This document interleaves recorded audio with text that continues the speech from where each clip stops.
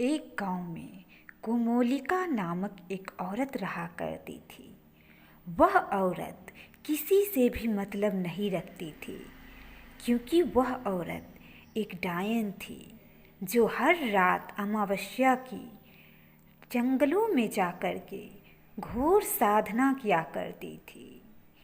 एक रात की बात है, वह औरत उस जंगल में जाकर के अपनी काली शक्तियों का साधना कर रही होती है और वह काली शक्तियों का मंत्र उच्चारण कर रही होती है। उसकी मुखों पर एक क्रूरता झलक रही थी। वह औरत कहती है, मेरे सामने कोई भी टिक नहीं पाएगा, क्योंकि मैं अब काली शक्तियों की महारानी बन जाऊंगी और फिर मेरा पूरा गांव पे हुकूमत चलेगा। जो भी लोग मुझसे झगड़ा करेंगे या मुझसे जलने की कोशिश करेंगे, मैं उसे जलाकर भस्म कर दूंगी, क्योंकि उन लोगों ने भी तो मेरे साथ अच्छा नहीं किया। मैं डायन ऐसे ही नहीं बनी, मेरे भी पीछे एक बहुत लंबी कहानी है। उस दिन अभी भी मुझे याद है कि जब मैं नई नई गांव में आई थी तो मेरी स्थिति बहुत ख़राब थी और मेरी स्थिति को देख करके ये गांव वाले मुझ पर हंसा करते थे, लेकिन मुझ पर दया किसी को नहीं आई। अब मेरी बारी है।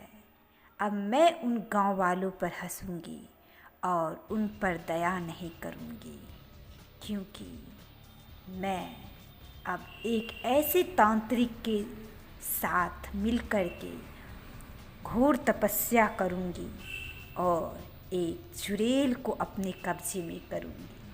तभी तांत्रिक वहाँ पे पहुँच जाता है। तांत्रिक कहता है उस औरत से, कोमोलिका, तुम्हारी साधना पूरी हुई या नहीं?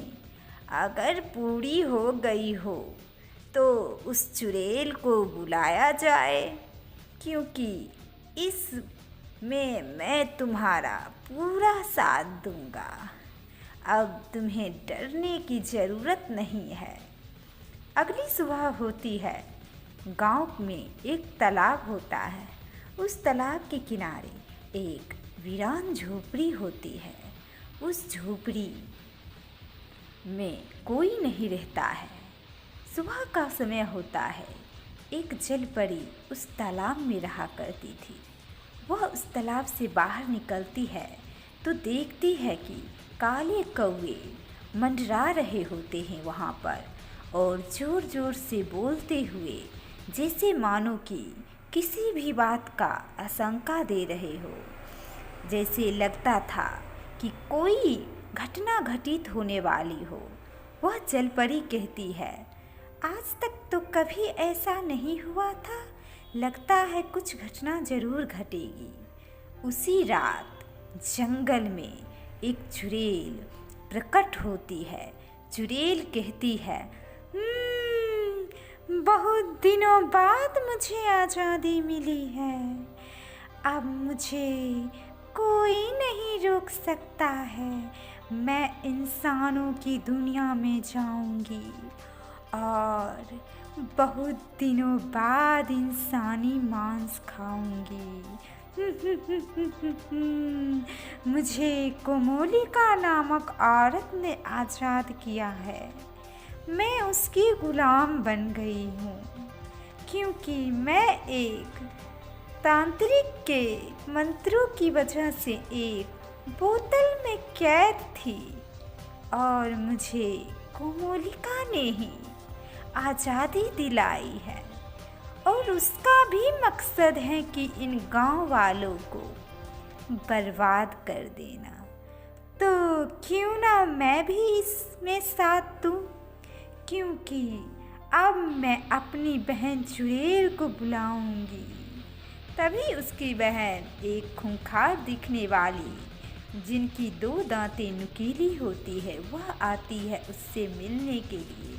कहती है, बड़े दिनों बाद मेरी बहन को आज़ादी मिली है और ये देखो एक और चुड़ैल को मैं अपने साथ लाई हूँ। इस मिशन में तुम अकेली नहीं हो मेरी बहन, हम दोनों भी तुम्हारे साथ हैं। तुम्हारे साथ जो तांत्रिक किया था, अब उसका बदला हम सभी मिलकर के लेंगे। और वह तीनों एक मिशन बनाते हैं और घर में कोमोलिका को पता चल जाती है कि उसकी साधना सफल हो गई है। कोमोलिका कहती है, अब मेरी साधना सफल हो चुकी है, अब चुड़ैल आज़ाद हो चुकी है और वह चुड़ैल मेरी गुलाम बन चुकी है। अब मज़ा आएगा। इन गांव वालों को मैं अब बताऊंगी कि मैं क्या चीज़ हूँ। मुझे डायन बनाने में इन्हीं गांव वालों का हाथ था। और रास्ते पर एक आदमी जा रहा होता है। तभी पड़ोस की औरत उसे रोक करके कहती है, भाई साहब, क्या आपको मुझे कहीं और जाना है? क्या आप मुझे छोड़ सकते हैं? तो वह आदमी कहता है, बहन जी, मैं तो दूसरे शहर जा रहा था, लेकिन मैं आपको छोड़ दूंगा, बताइए क्या बात है।